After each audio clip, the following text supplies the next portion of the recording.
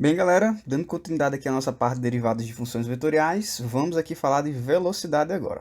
Veja só, quando a gente tem uma curva no espaço, observe a seguinte situação.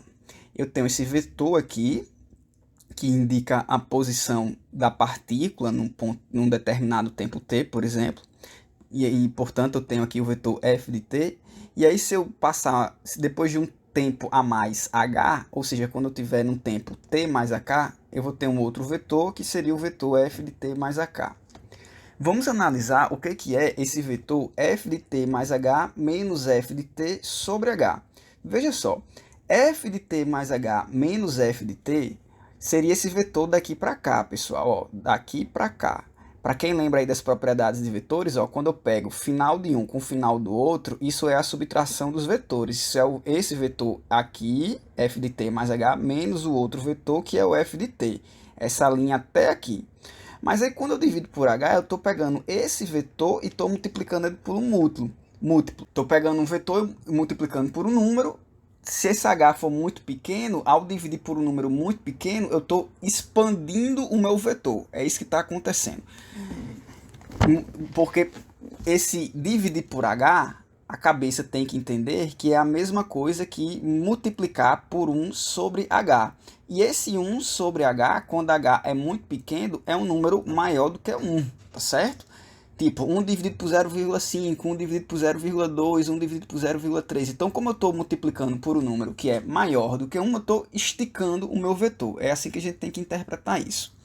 E aí, observe que esse f de t mais h menos f de t, o que está acontecendo aqui? Eu estou pegando uma posição final, subtraindo pela posição inicial e dividindo pelo tempo que passou, porque eu estava num tempo t e fui parar num tempo t mais h. Então, houve uma alteração de tempo aí, de um tempo inicial para um tempo final, houve uma alteração de h. Então, quando eu pego o meu espaço final, subtraio pelo meu espaço inicial e divido pelo tempo, a gente tem o que se chama de velocidade média. E aí, se eu faço esse h tender a zero, se eu faço esse h aqui tender a zero, essa velocidade média, ela vai cada vez mais tender a esse vetor tangente aqui, posição, que é o significado da derivada. O f' de t, a função derivada, nesse ponto t aqui, a gente viu em aulas anteriores que a derivada ela é um vetor tangente naquele ponto. Então, à medida que o h vai ficando cada vez mais próximo de zero, à medida que eu calculo esse limite aqui, que seria o limite da velocidade média, e aí você lembra que era uma ideia parecida que a gente tinha lá em cálculo 1. A gente tinha uma velocidade média, e aí o limite daquela velocidade média, a gente tinha a velocidade instantânea. Aqui a gente vai ter algo nesse sentido. Tá? Eu vou ter esse vetor aqui, porque lembre-se que isso aqui é um vetor, vou ter o vetor velocidade média e vou ter o vetor que a gente chama simplesmente de velocidade ou velocidade instantânea, tanto faz. E aí esse vetor velocidade instantânea, quando eu faço esse h tender a zero, ele é justamente o f' de t, porque isso aqui é a definição de derivada. Certo? E esse vetor que vinha de uma velocidade média, ele vai cada vez mais, geometricamente explicando, ele vai ficando cada vez mais próximo da posição de f' de t. Por isso que a gente vai dizer que a velocidade, que o vetor, a setinha aqui indicando que é um vetor, que o vetor velocidade, ele é a derivada da função vetorial. Faltou a setinha aqui. O vetor velocidade, ele é a derivada da função vetorial. Tá bom? Então, dito isso, esclarecido que o vetor velocidade ele é a derivada da função vetorial e que essa ideia surge justamente nesse contexto que eu interpreto uma velocidade média, faço esse h tender a zero e esse h tendendo a zero, esse vetor aqui fica cada vez mais próximo desse vetor, esse vetor vermelho aqui vai ficar cada vez mais próximo desse vetor verde e aí, portanto, esse limite que a gente chama de velocidade é o mesmo que a derivada da função. E aí, a norma dessa derivada é o que a gente vai chamar de velocidade escalar, a gente vai estar representando por Vzinho, tá? Então, vai ter a função, a gente vai calcular a derivada dessa função, a derivada dessa função ela é a velocidade, se eu calcular a norma dessa velocidade, eu vou ter o que se chama de velocidade escalar. E também, se eu derivar a velocidade, assim como a gente já fazia em cálculo 1, se eu derivar a velocidade, a gente vai ter o vetor aceleração. Então, o vetor aceleração, tá? O vetor aceleração, ele nada mais é do que a derivada do vetor velocidade. Vamos ver um exemplo que vai ilustrar essa situação. Então, observe aqui o exemplo 1, que diz o seguinte, ó, o vetor posição de um objeto em movimento em um plano é dado por S de t igual a t ao cubo i mais t ao quadrado j. É um vetor posição de um objeto em um plano, tá, pessoal? Estamos aqui no R2. Determina sua velocidade, a velocidade escalar, a aceleração, quando t é igual a 1. Então, se eu sei que o S de t é igual a gente pode escrever simplesmente como sendo t ao cubo e t ao quadrado, dá no mesmo, né? Escrevendo com base nas coordenadas. S de t é t ao cubo e t ao quadrado. Então, o S' de t, que no caso vai me dar a velocidade, certo? Vai me dar o v de t, o vetor velocidade, aqui tem setinha e aqui tem setinha. É a derivada de cada componente, a derivada de cada componente da primeira vai ser 3t ao quadrado e da segunda vai ser 2t. E aqui eu vou ter o meu vetor velocidade. O meu vetor aceleração de t nada mais é do que a derivada da velocidade, e a derivada da velocidade vai ser a derivada dessas expressões aqui, dessas componentes, e aí a gente vai ter 6t e 2. E aí, para responder o problema agora, a gente tem, ó, determinar a velocidade escalar e a aceleração quando t é igual a 1. Então, a velocidade quando t é igual a 1 vai ser o v de 1, e o v de 1 vai ser simplesmente trocar o t por 1, e portanto a gente vai ter 3 e 2. Então, o vetor posição, o vetor velocidade, quando t é 1, está na posição 3 e 2. E aí, o vetor aceleração, quando t é 1, tá certo? Está aqui a expressão do vetor aceleração. E aí, quando t é 1, o vetor aceleração é só trocar o t por 1, ele vai ter coordenadas 6 e 2. 6 vezes 1 e 2. E aí a questão também que determina a velocidade escalar. A velocidade escalar, a gente já tem um vetor velocidade aqui. A velocidade escalar, que a gente está representando por Vzinho, não tem vetor, a velocidade escalar é um número.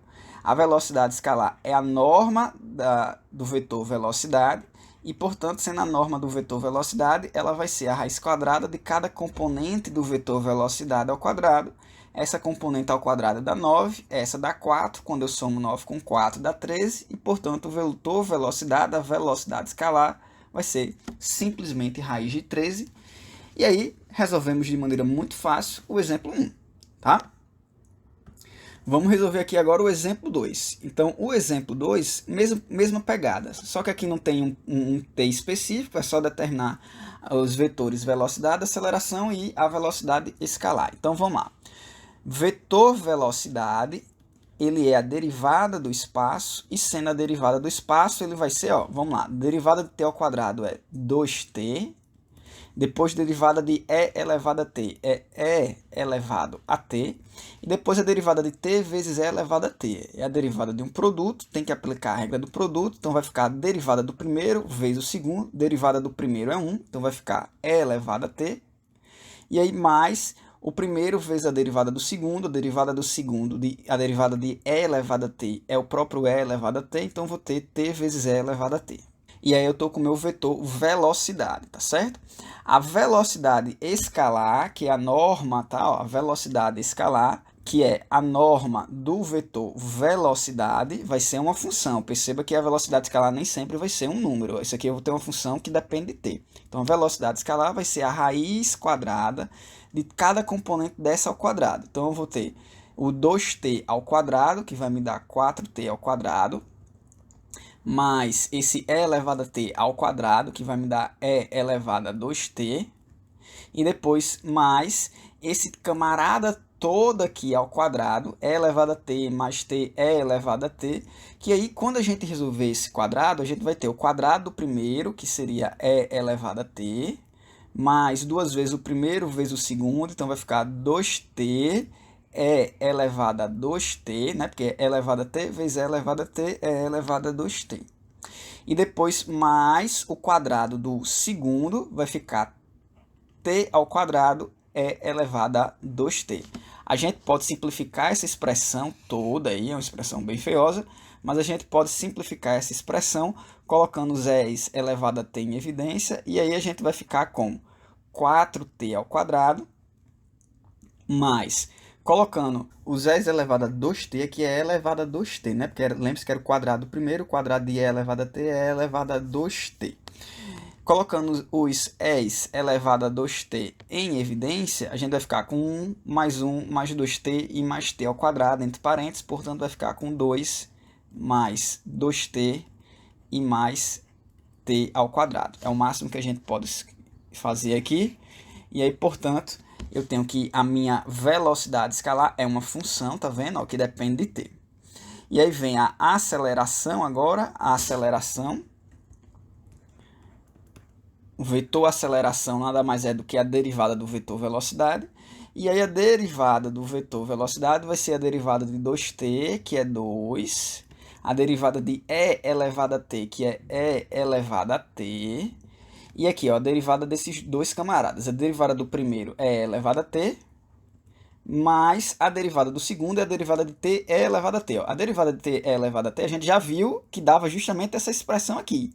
Então, quando eu derivar isso aqui de novo, vai resultar em e elevado a t mais t e elevado a t. A gente pode juntar esse e elevado a t com e elevado a t, e aí a derivada, a função aceleração, a função vetorial aceleração será 2e elevado a t, e depois 2e elevado a t mais t elevado a t. Aí está o nosso exemplo 2, que esboçou um pouco as ideias de velocidade no contexto de função vetorial. Bem, paro por aqui, espero que tenham entendido. Qualquer dúvida é perguntar. Até a próxima aula. Tchau, tchau.